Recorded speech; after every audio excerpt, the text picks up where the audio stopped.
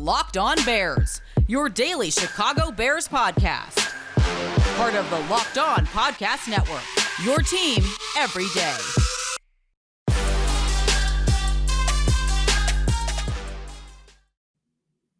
We're now 4 starts into Justin Fields' career, and I think it's a good opportunity to take a step back and check in on what his development has looked like and where it might go from here. This is Locked On Bears, and I'm your host, Lorin Cox. I'm an analyst for Pro Football Focus, and I'm here to bring you your daily, in-depth Chicago Bears news and analysis. You can follow me on Twitter at CoxSports1. You can follow the podcast on Twitter at Locked On Bears. You can like Locked On Bears on Facebook. Join the Locked On Bears Facebook group for even more Bears talk. And make sure you subscribe to the Locked On Bears YouTube channel to keep up with all of our video podcasts as well. This episode of Locked On Bears brought to you by McDonald's, probably serving communities since 1965. McDonald's has always been more than just a place to get tasty, affordable food. It's a place where friends and family from the community can come together. A big thank you to our friends at McDonald's for always being there. I'm loving it. On the show today, we will check in on a rookie quarterback now, 4 starts under his belt, with some help from head coach Matt Nagy. We'll hear his thoughts on how the development has gone and specifically what we saw in the Green Bay game that shows where the progress is and maybe where more progress still needs to be.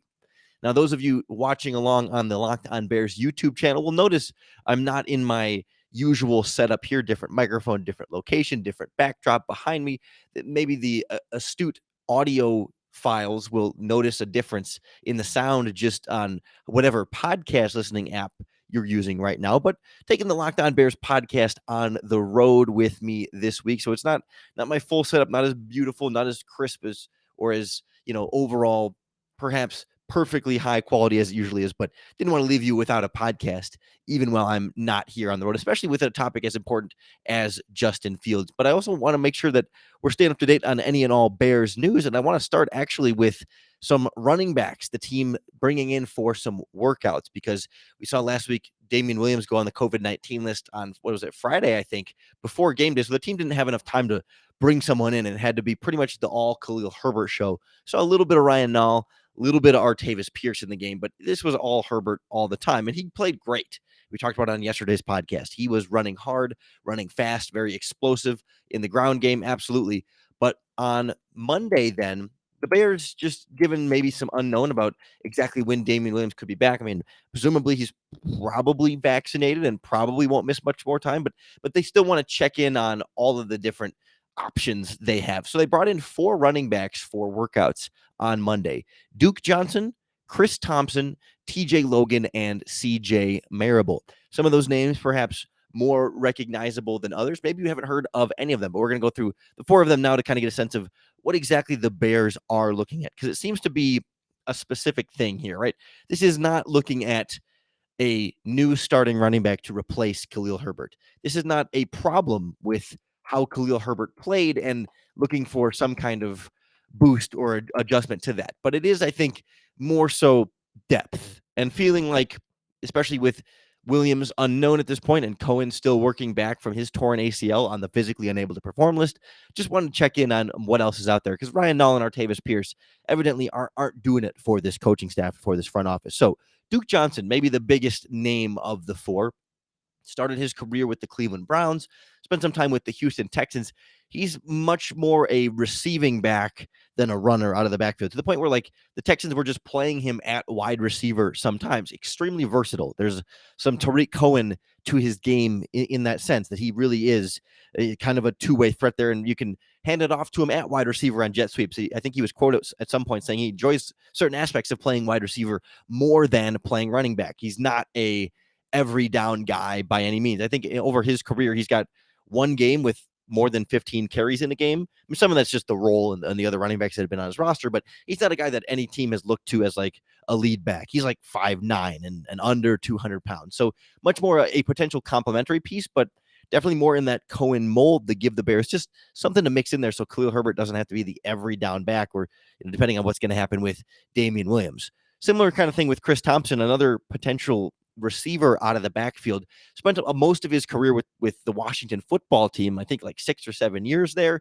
Kind of always the number 2, number 3 guy. They never really wanted to make him that true number 1. Similar thing to Duke Johnson, where he's had one game, I think, of 15 carries in his career, but for the most part, he's always been sort of that secondary guy who vultures carries away in fantasy football that fantasy football owners of other Washington running backs have not been super thrilled with. But I think when I compare him and Duke Johnson, I think of him as a little bit more physical, a little bit more of a harder runner. I mean, they're both undersized, but Duke Johnson's a little bit more like fast, and Thompson's maybe a little bit more short area, and just I don't know. He's more like the bowling ball in my mind. I certainly haven't done in-depth scouting reports on either of these running backs. It's just a workout. The Bears haven't signed either of them, at least as of Monday night, the time I'm recording this podcast. But those two guys very clearly fitting a sort of a a spell back, kind of a not quite a scat back, but that type of receiver backup role to get another pass catching option in there in the backfield. Then there's TJ Logan, a guy who seems like generic creative player running back on Madden. I mean, not a name that instantly jumps out as really remembering much of him, because over his career, he's played 44 snaps of offense in the regular season. I think it was 2018 with the Cardinals and then 2019 with the Buccaneers. Spent last season on injured reserve, also in Tampa Bay. But his role more so than offense was the full-time kickoff return guy for both the Cardinals and the Buccaneers. So there's a potential there for him to come in and help the Bears there. I know they just traded for Jakeem. Granted, he's been kind of handling both, but you could put somebody like Logan on kickoff return where Khalil Herbert was originally. And when of course Jakeem Grant got hurt, they put Damiere Byrd, I think, back there, and that didn't go super well. So that to me, more than the offense, the special teams is there for TJ Logan. And then CJ Maribel might sound like loosely or vaguely familiar to you because he was signed by the Chicago Bears as an undrafted free agent earlier this very offseason. He played 6 whole snaps in the preseason, caught a pass, dropped a pass, kind of a bad, easy one. But he was super productive as a small school kid coming out of Coastal Carolina. Really, I mean, just huge numbers coming out of there. So Bears checking in, seeing what kind of football shape he's in, seeing if he's a guy they might want to stash on the practice squad again or something like that. Just kind of doing their homework on a couple of veterans, a couple of younger guys with some athletic upside there. It's not, Adrian Peterson or Frank Gore or Todd Gurley, some of the more like veteran established free agent running backs that you sign sort of to make your starter. But it's more like looking around and saying, yeah, we kind of know what we've got in Ryan Null and Artavis Pierce. Let's take a look around outside, bring some guys in from workouts and see what exactly they might be able to add into the backfield. If Damian Williams is good to go again this week, I wouldn't imagine they're going to necessarily sign anybody. They could promote, Null and Pierce or whatever again from the practice squad to have more depth that way. But I think if Williams is healthy, I don't think they're desperate to go out and add someone. But you never know when the next injury happens, and you want to keep tabs on which players may be available. So that's kind of your Bears news of Monday. But I also wanted to make sure that we really take a closer look at this rookie quarterback situation, because Matt Nagy was able to share some of his perspective on what he's seeing, behind the scenes when we don't know what the play call is and we don't know exactly what Fields is seeing on the field. And so we'll kind of get a sense of where Justin's decision making has developed, where he's going through his progressions, and how the Bears offense has changed, how it started against Cleveland and how it's changed since then for Fields. Next on Locked On Bears.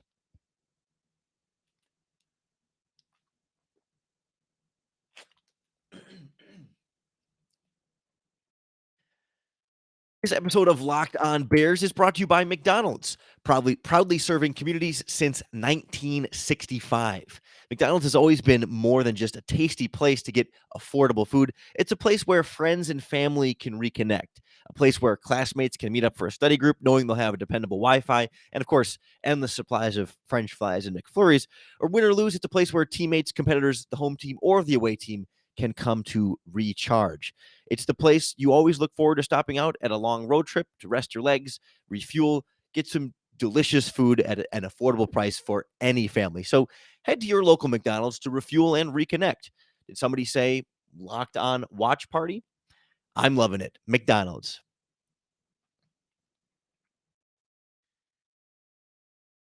Seems like each week with this Bears offense, we've seen enough progress from Justin Fields. It's not like, monumental steps each and every week, but we're seeing certainly from the Cleveland game, a quarterback that's gotten a lot better and maybe thrown in a little bit over his head in Cleveland. That's something we'll get into here in a little bit with some of Matt Nagy's thoughts on what exactly they've done offensively since that time. But I do feel like we continue to see like plus throws. We continue to see plays from Justin Fields that remind you why the team drafted him, why they traded up into the top 12 to get this quarterback, and show you again some of the things we saw at Ohio State that, of course, are never going to instantly translate to the NFL. Like, you're never going to step on the field and play at that level right away. There's always going to be that learning curve and that development. But we saw it, right away against the Raiders, and we saw it right away against the Packers, coming out on opening touchdown scoring drives, commanding the offense and feeling like he's in control and feeling good about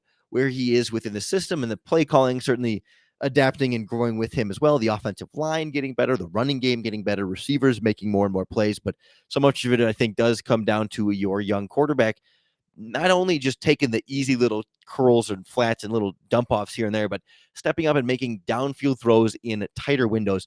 And for head coach Matt Nagy, I think that's what stuck out for him more than anything else.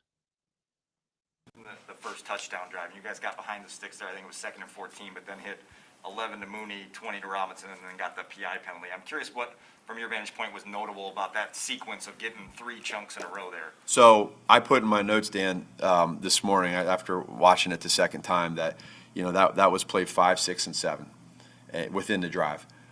Those 3 plays right there for Justin were special. Okay, so the very first play, he took a 3-step drop, nice little hitch, and ran a corner route through Mooney right on time. I mean, that was a professional throw, professional play. Great play by the line, everybody. The very next play, he comes back and they run a cover 2, and he hits A-Rob in the side pocket there down the sideline. Great throw, great catch, great execution. Follows it back up with a good chip protection shot play where the safety's playing kind of tight, cutting a deep cross, and he goes with the post alert, which is what we teach him. And all of that happened on time and in rhythm. When you can play quarterback and play on time and in rhythm, you see good things happen. And that was awesome. Those 3 plays right there. We got a PI in the end zone. We get the ball at the 1. We score a touchdown. So I thought for him that was great. Then you go to plays 37, 38, and 39. And I put all those 3 down for great decisions. Really, really good decisions. He had one where he checked it down to 24, and then to Khalil. He checked it down, went through his progression, checked it down, then he came back the next play, and he threw. Even though we dropped it, he made a good decision on the one to Demir, right, that he threw on a little hitch route, smoke route, and then he came back with an RPO. Decision making, that was different, right? Those were decisions. I love that. And then the last thing with him that I thought where he really grew was in our offense in general. I wrote it down. It was 11 plays. That second touchdown drive, play 44 to 54. We were challenged with some different things within that, whether it was a scramble, whether it was decision making, whether it was a throw, whether those 11 plays right there. I thought that was one of the better drives of the season, and for sure, I think Justin's best.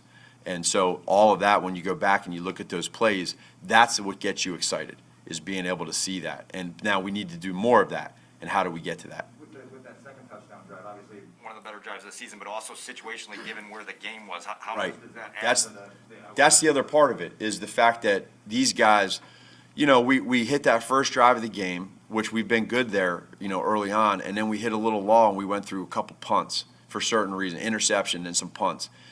And then they scored and made it 17-7, and we're on the sideline. We're saying, all right, guys, listen, we got to make a play on offense. We got to get this back. We're down 2 scores. We got to go down there and at worst case get a field goal. So to magnify those 11 plays, we were able to go down and we got behind the sticks. We were able to overcome some penalties. But the decision making, the scrambling from Justin, the big catches by the wide receivers and tight ends, the protection by the O-line, the runs when we needed them. And then the very last play, the progression of timing from the 5, first and goal to 5. They zoned us out. He had protection. He made a great throw. 17-14, right? To me, that signifies growth for him and for our offense. We just need to do more of that. We need to get more of that in the middle and not wait from the first start of the game to that drive there. So I think Coach Nagy makes a good point there, or at least brings up a good point about different types of development when we look at it from perspective on these the quarterback position in general, that there's the NFL type throws, like the tough, tight window, just difficult elite throws towards the sideline. Going, I think it was Darnell Mooney and Allen Robinson back to back on the left sideline, kind of deep downfield in key down and distant situations on the first drive. Like there's that, which is like the impressive stuff that you've seen him do at Ohio State, which is great. But then there's those plays he talked about later in the game. He referenced some play numbers that don't really mean anything to us. If you actually wanted to follow along yourself, I looked it up there. It's the second drive in the third quarter. It's the second, third, and fourth plays of the second drive. A completion to Khalil Herbert for 8 yards, an incompletion to Damiere Byrd, which, as Nagy said, was dropped, and then a completion over the middle to Darnell Mooney for 11 yards. And those are not the types of tight window throws. It's a check down to a running back. It's a curl route, and I think it was a slant or some kind of just crossing route there, quick to Darnell Mooney on a run pass option. That those are not wow throws that grab your attention as being like, oh, like that's great Justin Fields play. But I think for the head coach, knowing the play calls and knowing the progressions and obviously not calling the plays anymore, but knowing how the play calls go through, those represent so much more progress or a different type of progress that we aren't always able to fully pick up on just watching the game live. That being able to have the wherewithal to understand when he goes through his progression and then to come back to that check down instead of looking to make the big play and maybe holding onto the ball too long and just taking an 8 yards there from the running back, putting in the hands of a playmaker who's been making players miss consistently through that game, and to be able to kind of realize all of that in the moment as the play is already happening. And maybe you figure it a little bit pre-snap of where you want to go and which routes you're going to have against a certain coverage, but being able to get to that decision and be decisive in firing that off. And again, not just always looking for the big play and holding it on too long and maybe taking a sack as he did at other points in this game, right? There's a potential progress spot. Or, the run pass option reads. We saw earlier in his first couple of starts, there were times when, he'd give the ball when he should have held onto it, or he's held onto the ball when he should have given it. And he's hit some of those passes on the RPOs, sure, but I think this is another example of knowing when and where he's supposed to go with that ball. And same kind of thing with Damiere Byrd. I mean, even though he dropped the ball, it was getting through a progression and knowing exactly where he's supposed to go with the ball and getting it there decisively and on time to throw a catchable ball, even if the receivers aren't able to bring it in. So I think there's different types of development here for Justin Fields, and not all of it means he's going to be he's on this curve, this developmental curve to be a Hall of Fame quarterback right away or anything like that. But if you're taking it one game at a time here and you're seeing those incremental steps, it's about all we can ask from a young quarterback who is definitely thrown in there a little bit in a situation that wasn't ideal and wasn't exactly what the Bears wanted to do. And that's kind of what I'm coming back to a little bit here with Justin Fields' development is how the Bears have handled it, and how what we're seeing now, or what we have been seeing the last few weeks, is a result of what we saw through the preseason in the first two games with how they handled Fields and Andy Dalton. Well, we'll hear from Matt Nagy and how they've sort of adjusted the offense and how they're learning about Justin Fields next on Locked On Bears. In life, we're all bound for different things. With beachbound.com vacations, you could be bound for adventure, bound for passion, bound for discovery, or bound for togetherness, bound for immersion, bound for rejuvenation, or maybe you just may be bound for encountering the unexpected. Personally, when I'm at a beach resort, something maybe like you see behind me here, I'm bound to end up at the poolside bar, or maybe creating my own taco flight. I actually had a delicious plate of nachos before I started recording this podcast. As long as I've had a good view and a good drink in my hand, I'll be happy as can be. With beachbound.com, you can find the perfect beach vacation for you, no matter what you're looking for. What are you bound for? Visit beachbound.com today. When it comes to Justin Fields' development, there have been a lot of different moving parts, and nobody knows more about moving parts than our friends at rockauto.com. They're a family business that have been serving auto parts customers online for over 20 years. They got everything you could possibly need for your vehicle, from engine control modules and brake parts and fuel pump assemblies to the easy stuff like new carpet, motor oil. I mean, you name it. They've got anything you could possibly need for your vehicle. And their catalog, although it's super, super deep, it's really, really easy to navigate. You just enter in your car's make and model, and then quickly bring up all the different parts available for your vehicle. And then you make sure you're never going to pay too much for any auto part again, because rockauto.com's prices are the same for everybody. Some of the part stores will charge different price tiers if you're a professional mechanic or a do-it-yourselfer like us, but rockauto.com makes those prices the same for everybody. So check out all the different parts available for your car or truck, and when you check out, write the words "locked on" in their "How did you hear about us" box so they know we sent you. Amazing selection, reliably low prices, all the parts your car will ever need. rockauto.com. Some of Matt Nagy's comments about how the Bears have been learning with Fields and developing him, and this idea of Fields improving versus developing kind of sparked some big Twitter discussions the other day. And I certainly don't get involved in the big Twitter discussions and the backs and forth, and I don't like to necessarily see those as representative of exactly what the fan base is thinking or feeling necessarily. But I thought it brought up a good point, especially because it was in relation to what Matt Nagy had said about Justin Fields and about how they're seeing things kind of come together and what they've done since Cleveland, and how, they've made some mistakes and they're willing to admit that. And that's better than not admitting your mistakes. But of course, you would prefer to not make those mistakes in the first place if you could absolutely avoid them. But regardless, I thought there was some pretty decent insight on Nagy that I think brought us a little bit more of an understanding of how Fields has gone from Cleveland to now, and why they've seen a little bit more of that progress. But then also, I think it highlights again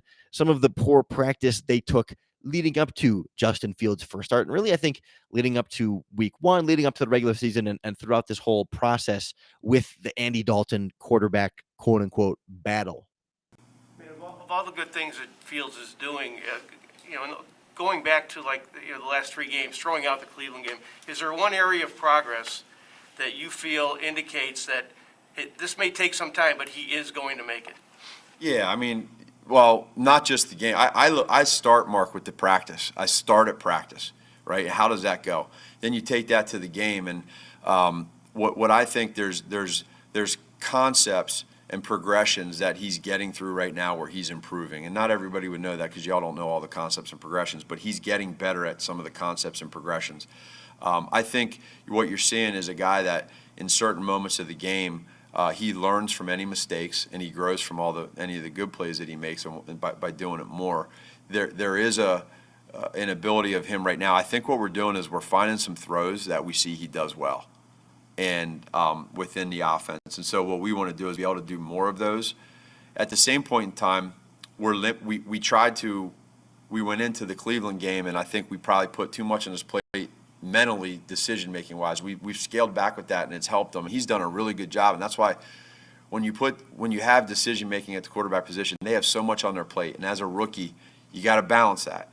And I think our coaching staff has done a good job at that. On top of that, his decision-making in general has been pretty good, and that's growing. And once he keeps getting that better and better, the athletic stuff and making plays and making throws is going to come. So I think there's an important revelation there, but it also raises some, I don't know if concerns, because they're in the past now, but good on them for recognizing that they put Justin Fields' plate against the Cleveland Browns and scaling it back, right? You wouldn't want to keep forcing him on there. Maybe I'm giving them credit for fixing their own mistake there, because why did you put so much on Justin Fields in his first career start against 2 premier pass rushers and a potential Super Bowl contending Cleveland Browns team? That just seems like bad practice in the first place, because I remember back when Matt started working with Mitch Trubisky, I remember him saying that in the OTAs and a little bit of training camp. So they came out in OTAs and put a lot on his plate and said they kind of loaded everything onto Trubisky and then scaled it back from there. They could, it's almost like, think about it like when you're back in school, right? You take a pre-test at the beginning of the year, or the beginning of the semester with the class, where you take a test and they put the whole curriculum on there, or a lot of the curriculum, just to see what you know. Right. And no one ever does well in it, because it's, of course, you're still supposed to learn everything that's going to be on the test, on the pre-test. That's why you take the whole class. But they just, get a sense that everyone does bad, and it's kind of overwhelming. It's like, holy crap, I don't know anything about chemistry or biology or algebra or whatever class it was.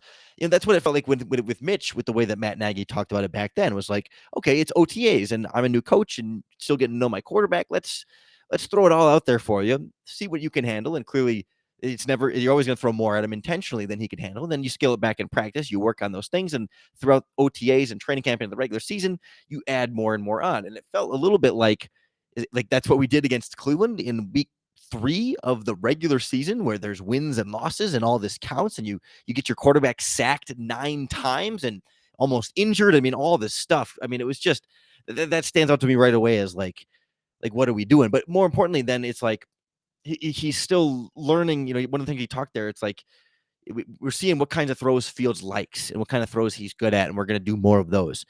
You could have seen those if you had given him first team starters reps in training camp and in the preseason. You could have gone through so much more of this process before it counted against your wins and losses in the regular season. And it just feels like it's again highlighting such a poor practice in terms of Dalton is our starter. We have this mystery quarterback plan that we're going to follow, that we feel confident in, and it's going to help do what's best for the Chicago Bears, and et cetera, et cetera. And it just doesn't feel like at any point have they really put Justin Fields in an optimal developmental position. He's still been able to improve and make progress sometimes, I think, in spite of that. But this is some of the progress I think he could have been making earlier, and then you'd be farther along the learning curve now, again, when the games matter and when you're playing against playoff and Super Bowl contending teams like the Cleveland Browns, the Green Bay Packers, the Tampa Bay Buccaneers, the Baltimore Ravens coming up on the schedule too. I mean, you're right, we're playing these really good teams on this schedule, and Fields is still learning. And that's, of course, he's going to be still learning either way, whether you'd start him from week 1 in the preseason or not. But at least he could be farther along in this learning process. And you kind of knew that whenever he was going to get in the game, there was going to be a slowdown, right? There was going to be some bumps along the road earlier on. And it seems like he just needs more time and more experience. And you could have been giving him more of that time and more of that experience much, much earlier in the process. So again, I don't want to give them a lot of credit for seeing some mistakes early on in the Browns game and correcting that, because, I mean, that's good. You wouldn't want them to not, I mean, you don't want them to continue making those mistakes, but they're just fixing their own problems that they set themselves up with. And it continues that frustration with Matt Nagy as a head coach and this whole coaching staff and front office and the organization, how they've handled these quarterback positions. So as much as it's been progress, it's been encouraging, and it's not at all anything concerned about Justin Fields. It's just, again, lingering concerns about whether or not this coaching staff and this regime is actually the coaching staff and regime that's best for this quarterback in the long term. Certainly plenty more season to see how this plays out before we make any rash decisions with this staff. And we'll keep tabs on how the offense develops, how Justin Fields develops, what kind of changes we see from Matt Nagy and Bill Lazor, and so much more. So make sure then that you subscribe to the Locked On Bears podcast, wherever you listen to podcasts, to keep up with all of our daily, in-depth Chicago Bears news and analysis. Thank you for making Locked On Bears your first listen 5 days a week. We are here for you each and every day, and we appreciate everyone who keeps coming back for more and more. Those of you who are following along on the Locked On Bears YouTube channel, watching the video versions of the podcast, again, very different visual look today. And I'm curious if any of you watching the podcast can tell, based on the backdrop behind me, it's the shade covering the window of my hotel room. You can see a fairly significant portion of the skyline of the city that I'm in.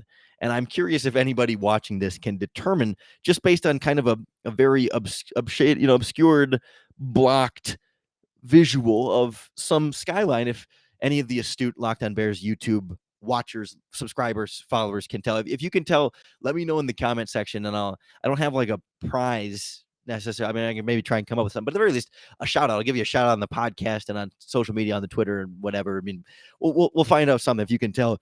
Based on those are both hotels with lights behind me. If those of you watching on the YouTube channel, that's the only hint you're going to get. And I will say, the ad read I did earlier for Beach Bound, I am not actually at a beach resort. So there's not an actual beach, but there is a poolside bar that I was able to take advantage of long before I started recording this podcast. So anyway, all of that is separate from the course. Thank you for listening. Thank you for following along. And I hope, still bringing this podcast on the road. I wanted to make sure I would still be here to make it a little bit easier to bear down.